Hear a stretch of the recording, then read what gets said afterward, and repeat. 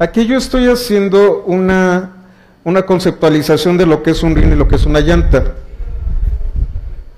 Por ejemplo, yo quiero utilizar un objeto de una rueda automotriz, voy a hacer un automóvil, y bueno, el automóvil va a tener un rin y una llanta.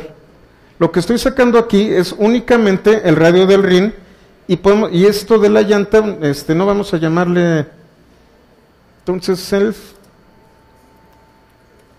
llanta es igual, voy a ponerlo así, es al revés, llanta menos rin.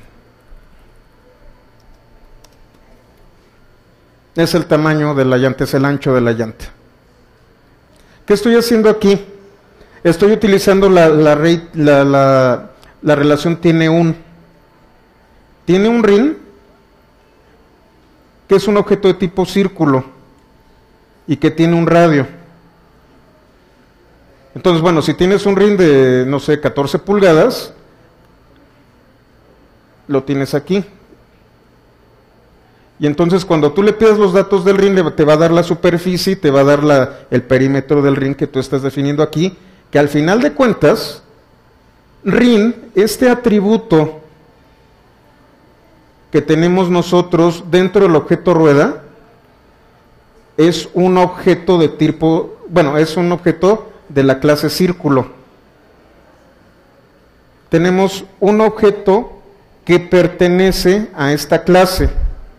No estamos heredando, estamos añadiendo componentes, estamos añadiendo objetos de otras clases a nuestra nueva clase. A esto se le llama composición. Nosotros podemos generar objetos que están compuestos de otros objetos. Esta es la manera en cómo ustedes definen los objetos dentro de prácticamente cualquier lenguaje. Ustedes pueden decir es un o tiene un. ¿Qué sucede aquí? Si por ejemplo tuviéramos un auto muy raro, podríamos dar una definición para RIN 1, RIN 2, que esto es también muy...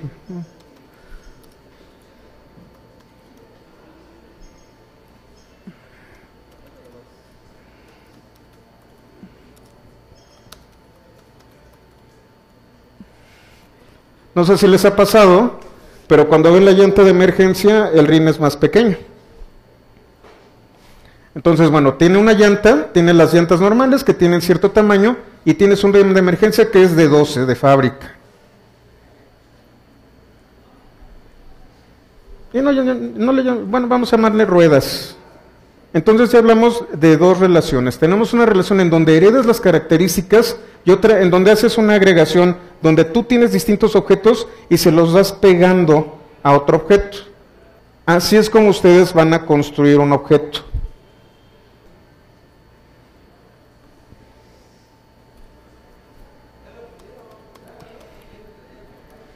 Tenemos agregación, relaciones.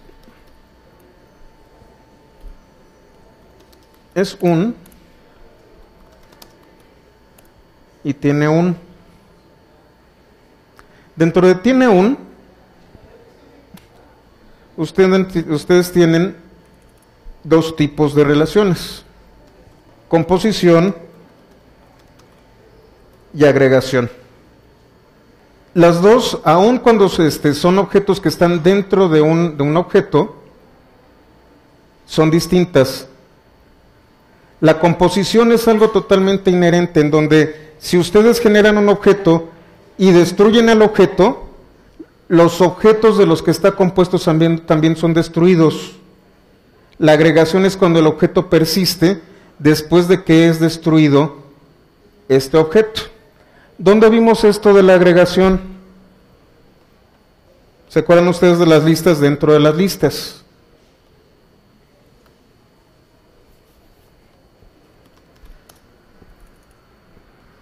Las listas son objetos.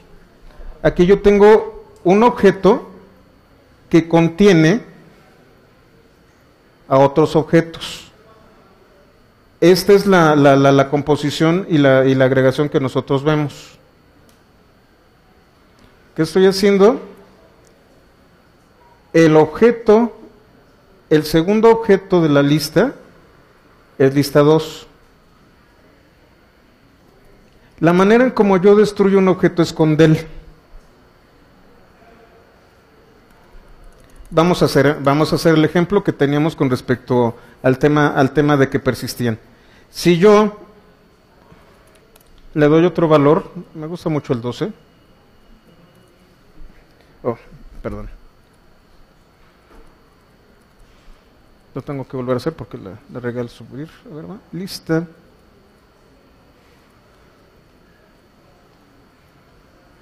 Ahora sí. Tenemos esto. Cuando yo le hago lista 2, también se modificó. Pero ¿qué ocurre si yo borro lista? ¿Qué ocurre con lista 2? Sobrevivió. Esta es la agregación. Son objetos que sobreviven aun cuando yo borro el objeto que los creó. A esto se le llama precisamente agregación. Si yo no hubiera hecho esto, si yo no hubiera generado lista 2, si yo no le hubiera generado un nombre a este segundo objeto, Python lo hubiera borrado de memoria. ¿Por qué? Porque Python tiene un sistema automático de limpieza de memoria. Si el objeto ya no está referenciado por un nombre, lo borra automáticamente. Pero aquí tenemos dos referencias al mismo objeto. Tenemos este objeto que vamos a llamarle vive dentro de lista y que vive también dentro de lista 2. Al yo borrar lista, se borra el primer objeto, este de aquí. Pero este sigue estando referenciado por un nombre, que es lista 2. Entonces Python no lo borra, Python lo conserva y se lo queda. Esta es la agregación. Vamos a borrar lista 2.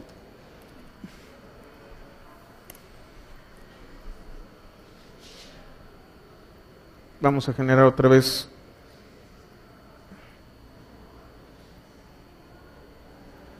una lista nueva, una lista sencillita. Lista 2 es igual.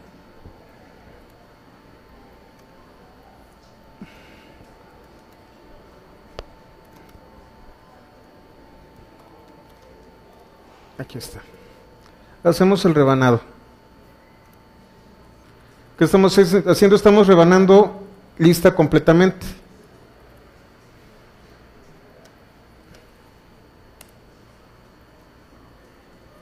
Entonces tenemos lista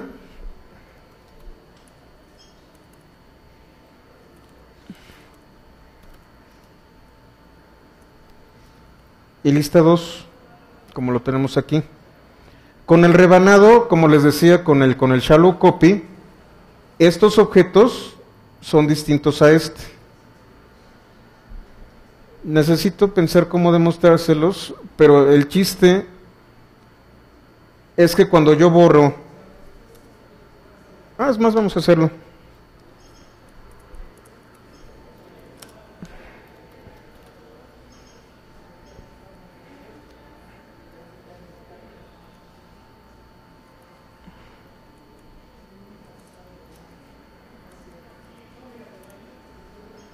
Ahora sí, el segundo objeto de lista se borró, pero permanece este de aquí. Este objeto, si hubiera sido otro tipo de objeto, se habría borrado inminentemente. Ya no existe dentro de, ¿cómo se llama? Dentro de lista.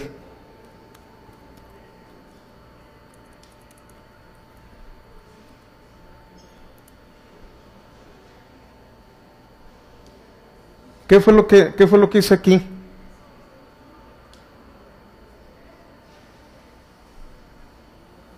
Yo le estoy preguntando qué es el primer objeto dentro de lista. Y me dice que es un entero. Si se fijan, era lo que yo les decía, el valor entero tiene varios métodos definidos de antemano. Ustedes pueden jugar con cada uno de estos métodos y generar una nueva clase que se comporte distinta a la clase entero. Pero si se siguen fijando, todas las clases heredan de object.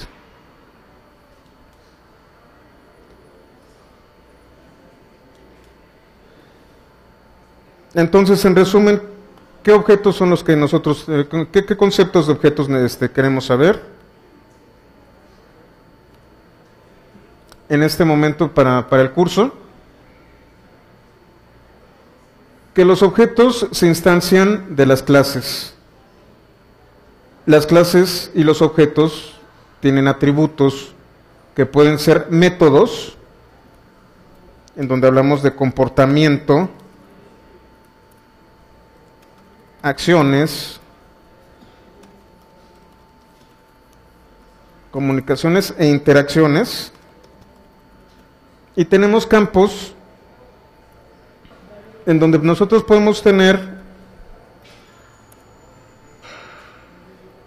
valores e inclusive otros objetos.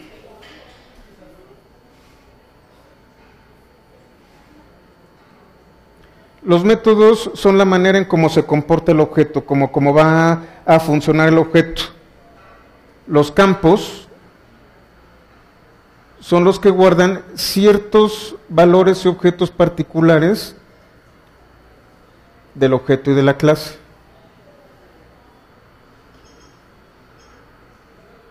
Estos nosotros podemos cambiarlos. De hecho, los podemos cambiar al vuelo. Estos no. Como lo vimos en un principio dentro de la interfaz de Python,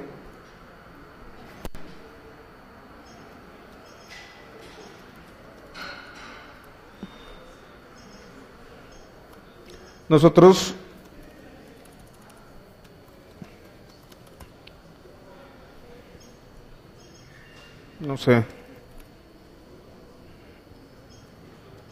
otra vez el color. Nosotros podemos añadir atributos al vuelo y añadirle objetos. Y cuando nosotros le añadimos atributos a la clase, todas las instancias y herencias de esta clase, y clases heredadas y subclases de esta clase, van a heredar el atributo con el valor que se le da. Círculo es un objeto de clase círculo que hereda de forma, que tiene un init, que tiene un perímetro, una superficie, un radio, y aquí tiene un color que fue heredado de la clase superior forma. Yo no tuve que cambiarle a cada objeto este atributo, simplemente me fui a la clase superior y le dije color igual a tanto, y todos los objetos y clases que heredan o son se me fue el nombre, o son instanciados, van a tener este atributo automáticamente.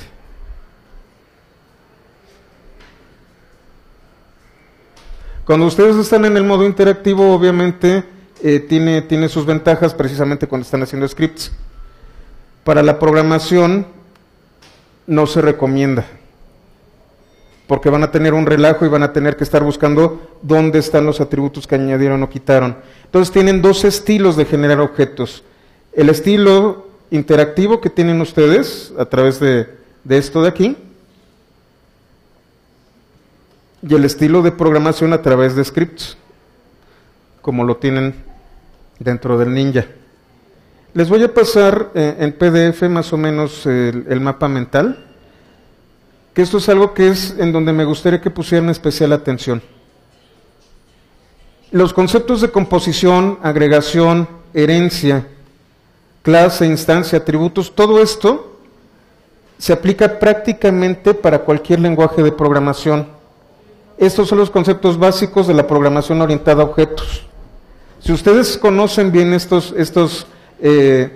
conceptos, pueden trabajar prácticamente con cualquier lenguaje de programación. Lo único en donde Python es un poquito distinto a los demás, además del modo interactivo, es en la herencia, porque Python permite una cosa llamada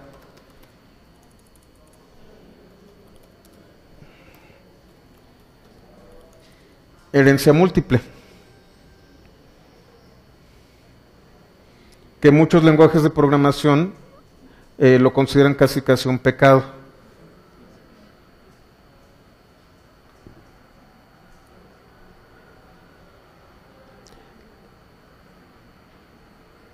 Hay tres conceptos importantes en la programación orientada a objetos.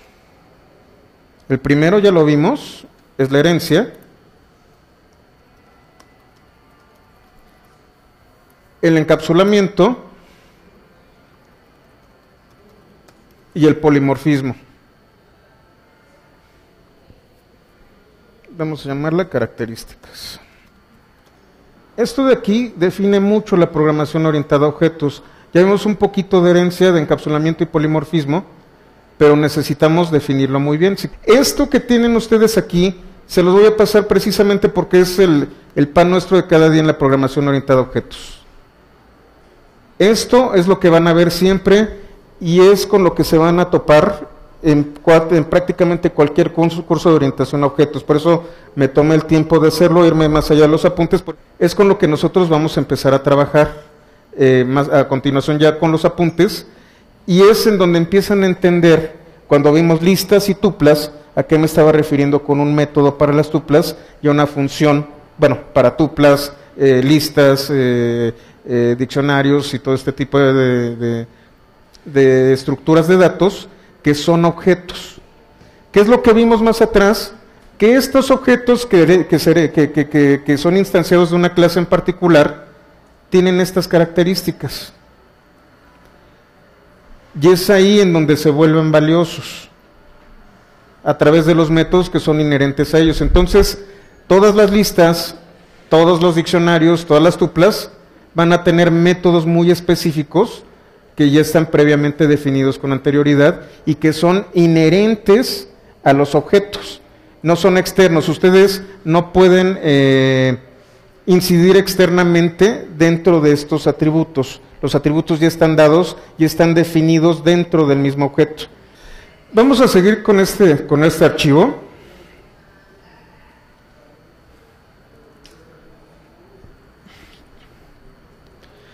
Y vamos a definir una función.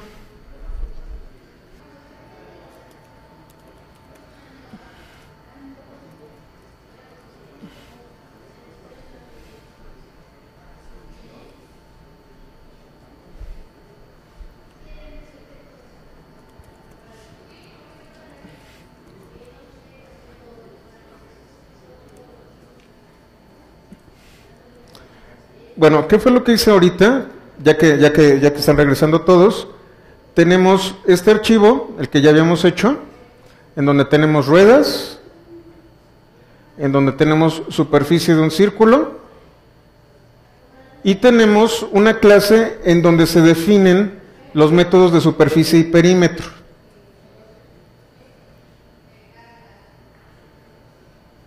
¿Ok? Vamos a importarlo nuevamente. Import clase.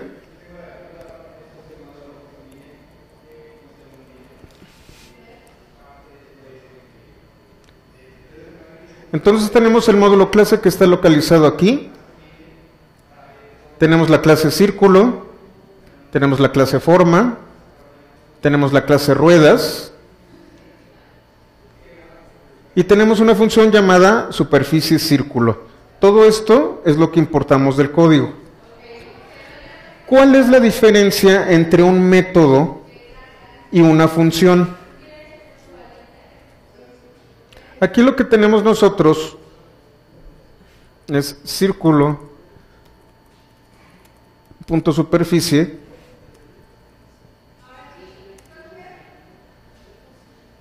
aquí tenemos ya el valor de la superficie del círculo, y tenemos una función. Déjenme acordarme cuál era. llamada superficie círculo.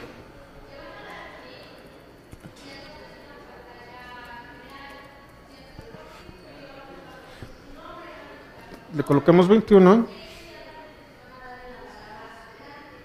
perdón, clase, punto, superficie círculo, 21. Dan exactamente los mismos valores. Sin embargo, clase punto superficie círculo, una función no guarda los valores. Este atributo se pierde tan pronto como se ejecuta. La diferencia entre una función y un método es que ustedes pueden llamar las funciones en cualquier momento. Es un pedazo de código que se ejecuta, termina de ejecutarse y desaparece. En el caso de los objetos, este pedazo de código es inherente al objeto. Entonces, siempre que nosotros tengamos un objeto como es círculo, siempre vamos a tener la superficie. Nosotros siempre vamos a tener pegado al objeto este pedazo de código. ¿Qué sucede? Esto no lo podemos utilizar de manera externa a la clase. La función sí. Inclusive, una función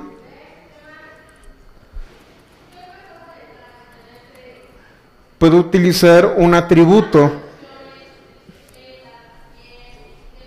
de una función, de una clase, de un objeto, de un objeto. En cambio, la función simplemente se ejecuta y desaparece. Esta es la diferencia entre una programación imperativa y una programación orientada a objetos. Aquí estamos utilizando las dos. Programación imperativa es, lo llamas, se ejecuta el código y se acabó. Tú le diste simple y sencillamente un nombre a un pedazo de código. Eso es una función. Una clase es una entidad, como lo conoce el entorno de programación, que tiene atributos inherentes y que tiene también pedazos de código pegados que son inherentes a este objeto. Es algo totalmente distinto, pero sucede algo también muy interesante. Cuando nosotros pedimos información sobre superficie círculo, únicamente va a aparecer lo que nosotros tenemos dentro de los ahí se me fue, de los docstrings. No tenemos nada más. Es algo muy distinto tener esto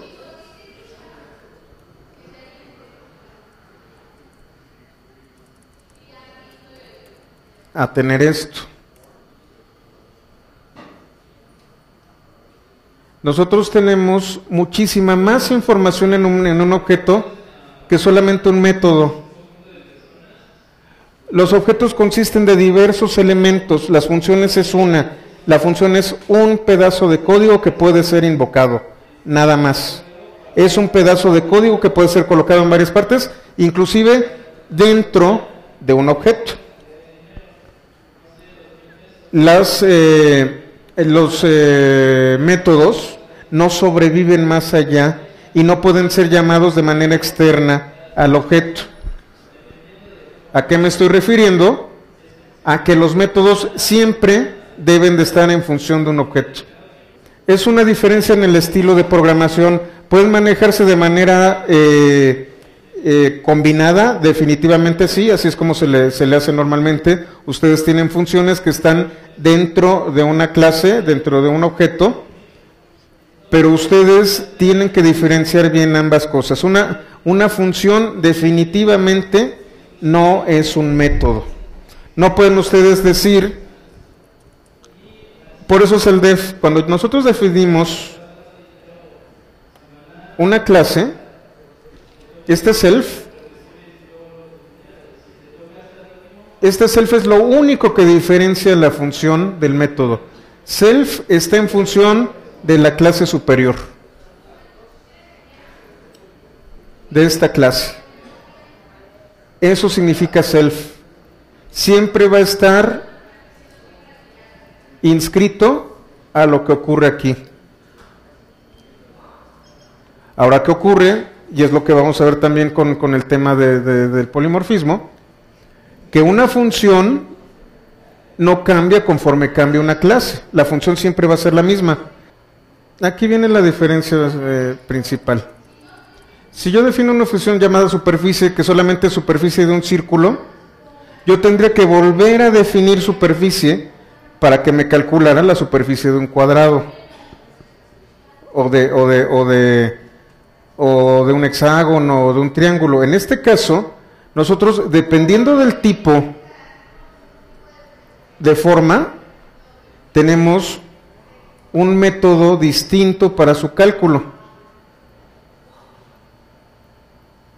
No es lo mismo una superficie de un círculo que la de un rectángulo, que la de un triángulo, y en cambio en la función es inmutable. Si yo quisiera que se hiciera el cálculo de la superficie de un rectángulo, tendría que definir una definición así, hacer una definición así de función. Aquí yo lo que puedo tener es que para cada objeto hay un tipo de cálculo bien definido. Yo ya no tengo que escoger, simplemente porque sé de qué tipo de forma es como va a ser el cálculo. No me tengo que preocupar por saber cómo lo calcula. Y esto es uno de los conceptos que vamos a ver a continuación. Ahora imaginemos que estamos en un mundo bizarro.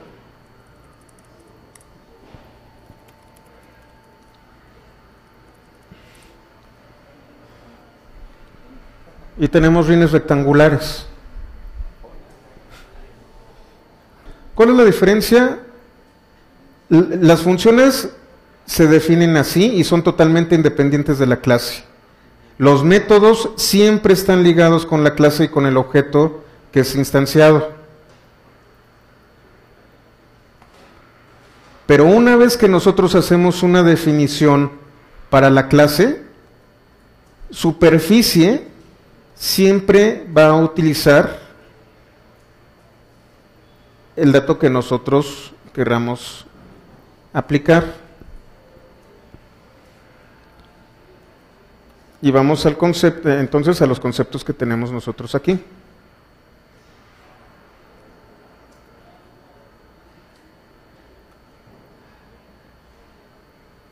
La herencia ya la vimos.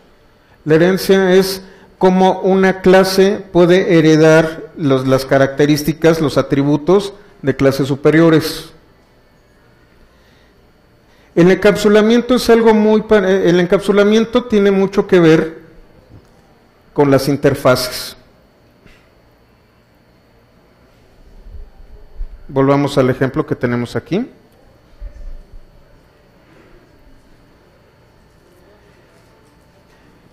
Encapsulamiento significa que ustedes pueden dar un método, ustedes pueden importar esto y sabiendo cuál es la forma, pueden llamar la superficie del círculo o la superficie del rectángulo y se va a llamar superficie. Encapsulamiento les permite a ustedes generar una serie de bibliotecas de clases que van a tener estos nombres y dependiendo del tipo de forma, dependiendo de qué clases son, les va a dar un valor para superficie. Entonces, si ustedes tienen un círculo, un rectángulo, saben que el método superficie va a ser el cálculo correcto de la superficie del objeto. El encapsulamiento en otros lenguajes de programación significa separar estos métodos que se vuelvan una caja negra para el usuario, y estoy hablando del usuario, no solo la persona que va a utilizar el programa, sino para el mismo programador. ¿Qué significa esto?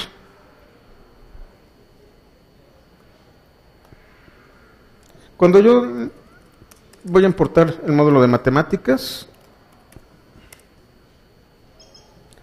cuando yo le digo, dame el valor absoluto de menos 34.567, me da este valor. A mí no me interesa cómo lo hizo, simplemente que me lo calcule como debe de ser. Muchos libros dicen que es una muy buena práctica darle la menor interfaz al usuario. ¿Qué significa esto? De que se ejecuten los métodos, pero que el usuario no pueda interferir o no pueda conocer cómo es que se hacen las cosas. Vamos a hacer un ejemplo platicado. ¿Qué les parece?